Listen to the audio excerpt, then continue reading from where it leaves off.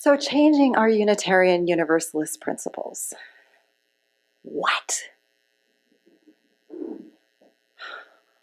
And because I'm aware we have a new person with us today, I just want to say our Unitarian Universalist principles are on the back of the order of service.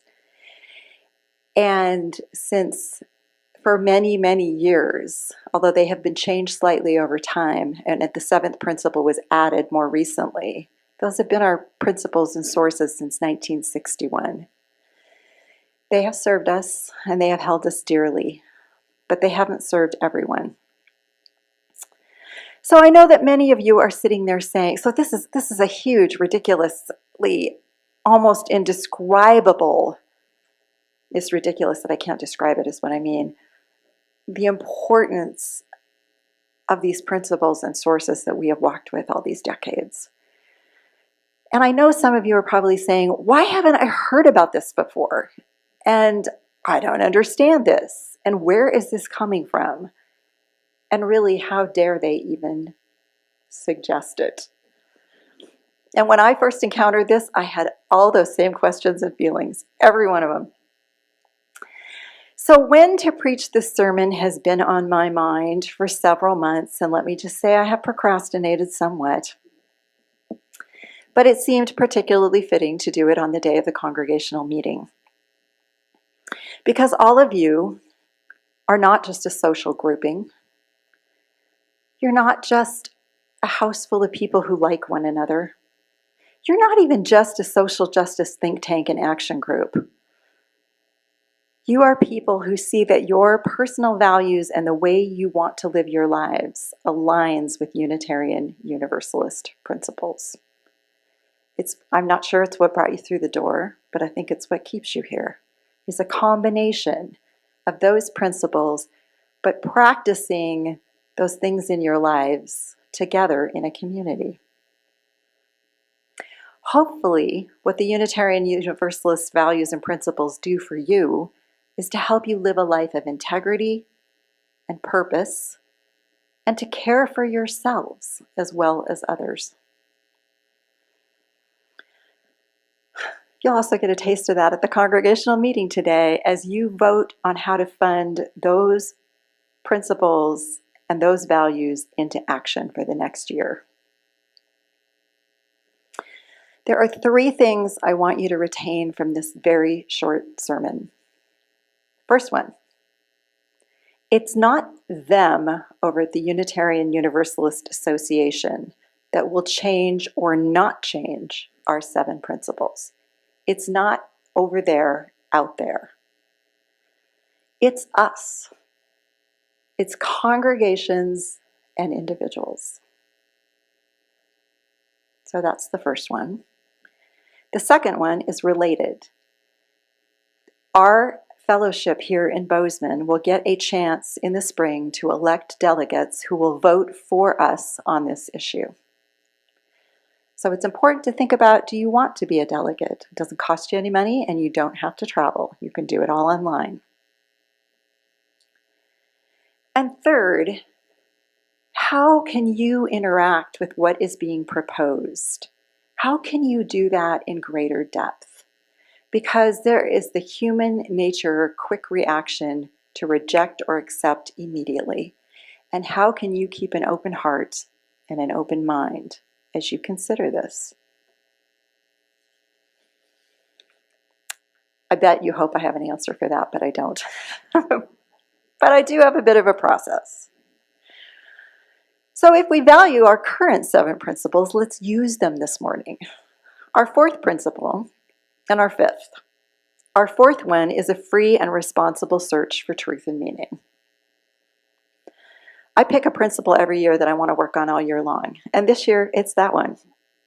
The free and responsible search for truth and meaning. We're supposed to be on that path. And our 5th principle, the right of conscience and the use of the democratic process. So that means 2 things. The right of conscience means we need to think about it. And then we can and engage in a democratic process rather than being passive. Because the only way you're going to feel that this got forced upon you is to not take your place in the process. So I purposely designed a really short sermon this morning for two reasons. I know you have the congregational meeting, but the other one was really sneaky and underhanded. I wanted to pique your curiosity, but I didn't want to give you all the answers. I didn't even want to tell you everything that I know, because I want you to pursue this. Your first chance, the Humanist Book Group is having me come and do question and answer with this and provide a little more history. And I know that's pretty short notice because it's this Monday at 6:30 here. So that's an opportunity. And then I am going to offer a workshop. I was going to offer it on the 11th, and then I realized it conflicts. So probably the 21st, but I'll let you know. And I'll probably in the future offer another workshop. I will keep doing them as long as there's interest. So our 7 principles and our 6 sources are found in Article 2 of the bylaws of the Unitarian Universalist Association.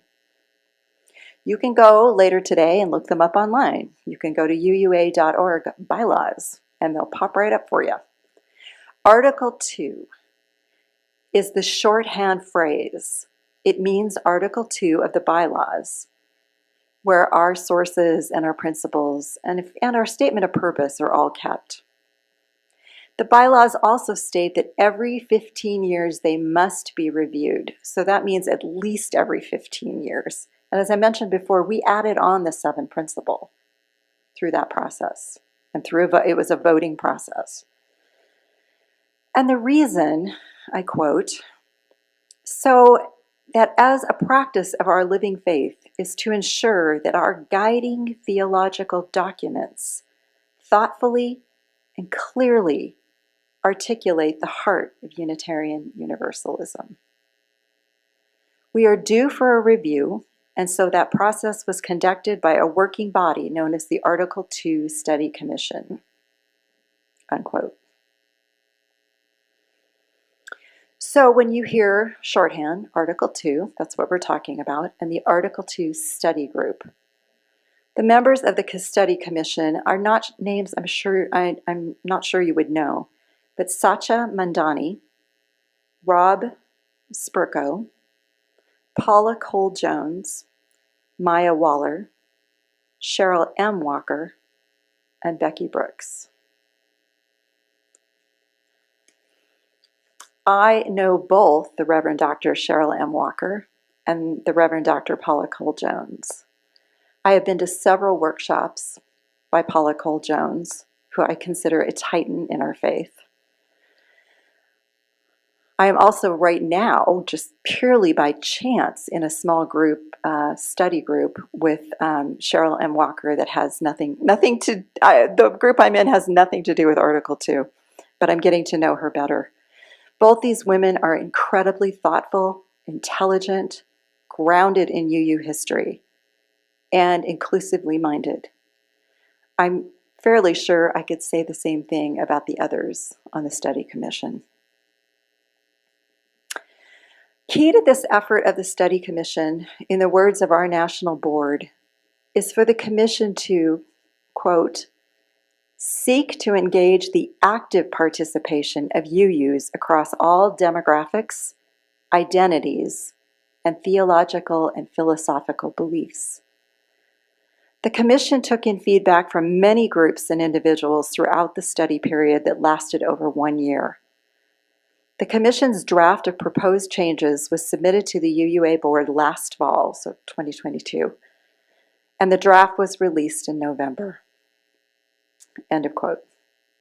I sent out that draft to you on the listserv, in our own newsletter, and they're also in the order of service this morning.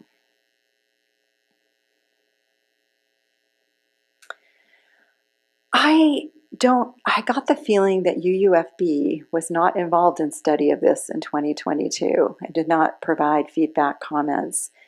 And if anyone knows more about that, talk to me later in the week. But I suspect what happened at UUFB and also in other congregations is that the focus was on emerging from COVID and reopening services. And when not meeting in person, these things did not become a focus. I also want you to know that there was special attention paid to getting feedback from people of color and from other oppressed groups.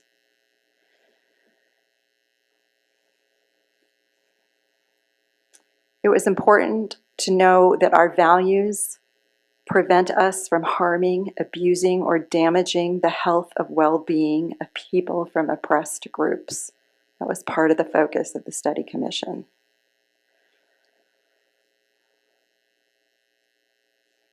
When I personally looked at our 7 principles, and I also looked at the Committee on Institutional Change, which studied racism in our denomination, in our congregations, especially listening to stories of oppressed people who are in Unitarian Universalism, I spent a long time wondering, why haven't our current 7 principles addressed this problem?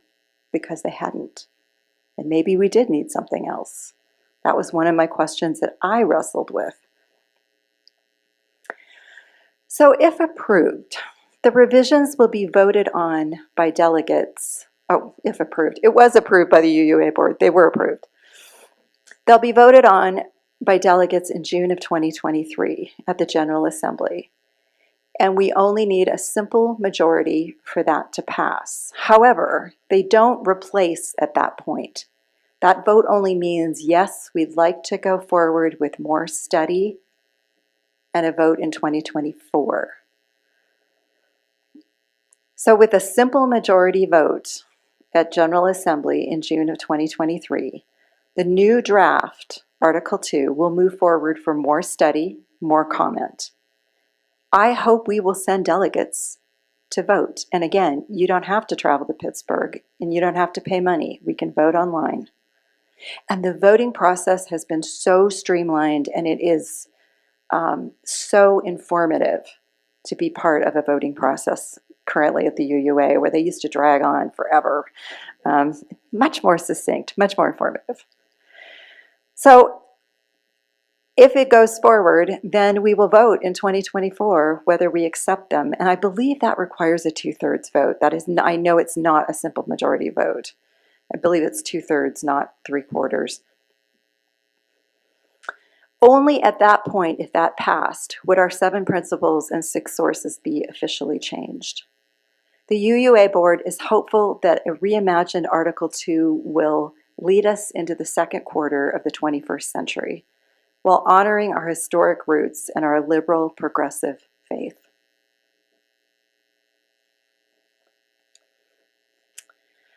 As for my opinion about it all, I think it's really exciting.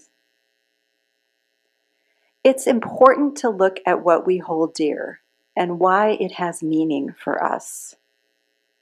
Whether you want the new Article 2 or whether you desire for it to stay as it is, taking a critical look is such an important part of knowing where you stand and why you stand.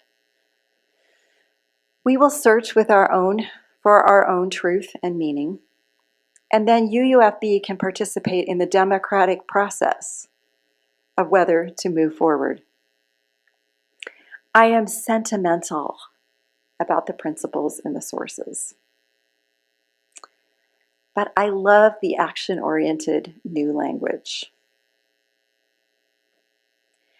Let me also say that they simply moved some things around. You'll hear language that may be familiar. It's just that the emphasis is different.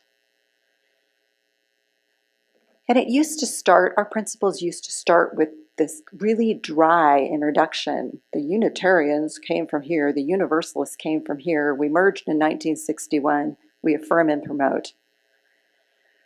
And this paragraph gets hidden way down at the back. And the Article 2 Commission is saying, let's stick it right up there at the beginning.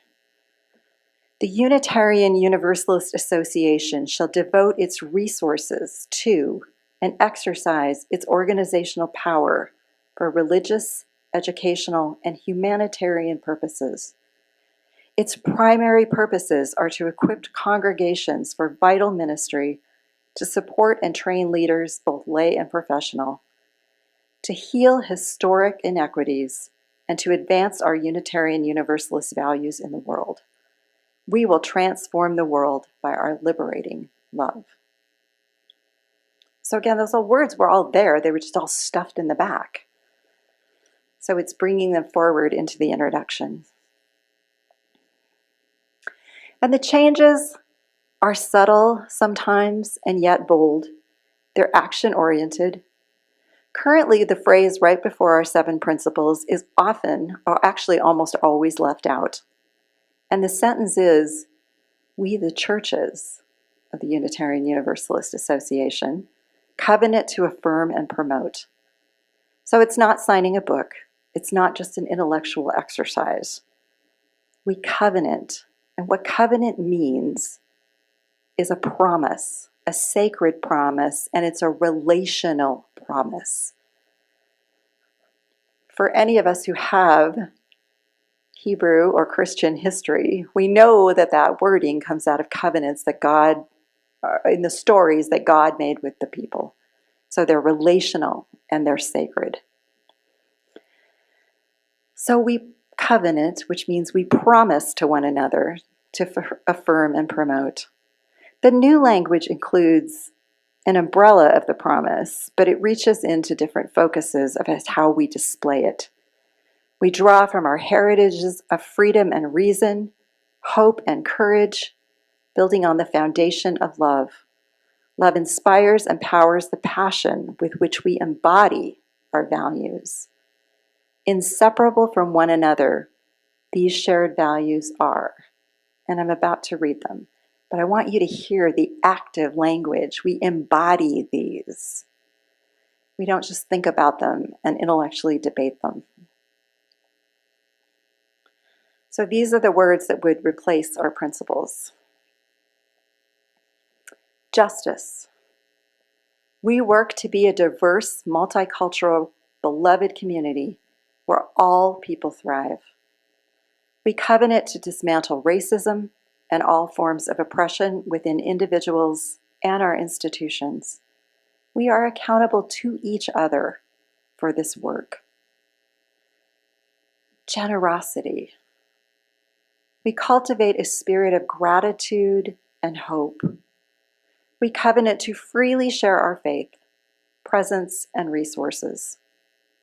Compassionate generosity connects us to one another in relationships of mutuality. Evolution. We adapt to the changing world. We covenant to collectively transform and grow spiritually and ethically. Evolution is fundamental to life and to our Unitarian Universalist heritages. We are never complete and we are never perfect. For pluralism, we celebrate that we are all sacred beings, diverse in culture, theology, and experience.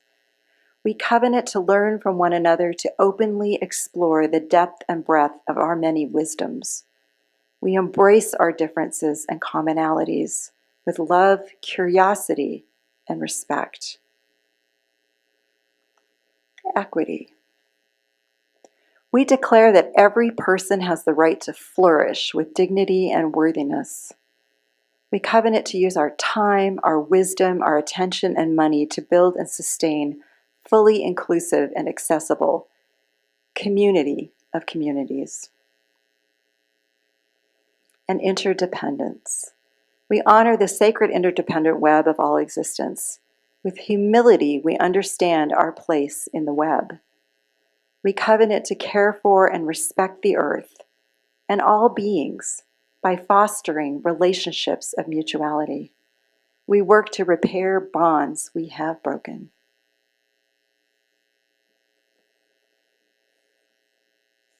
So I hear our principles in there. I just hear them emphasized in a different way. So you have the handout in your order of service. Take it home. The study commission says please read it 3 times before you start highlighting or debating. Read it 3 times. And remember, there are 2 votes in this process. The first one we're looking at is June of 2023. So if it's approved by simple majority, there will be more time to study. After that period of debate and fine-tuning, the changes will be offered for acceptance in June of 2024. And again, our congregation would get to vote. For all of you who are encountering this information for the first time, of course you're confused. You're wondering where it came from and perhaps wondering why you should even care. But stay open to the information. We'll talk about it at the Humanist Book Club on Monday night. I will offer a workshop in February, and I will offer a second one on Zoom, so there'll be opportunities to sign up for that. We'll continue in this conversation as long as there is interest to do so.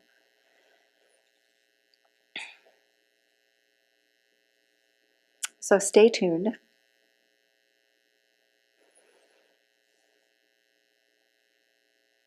Stay tuned and stay in the process, as we are the religion that, like sunshine, should go everywhere.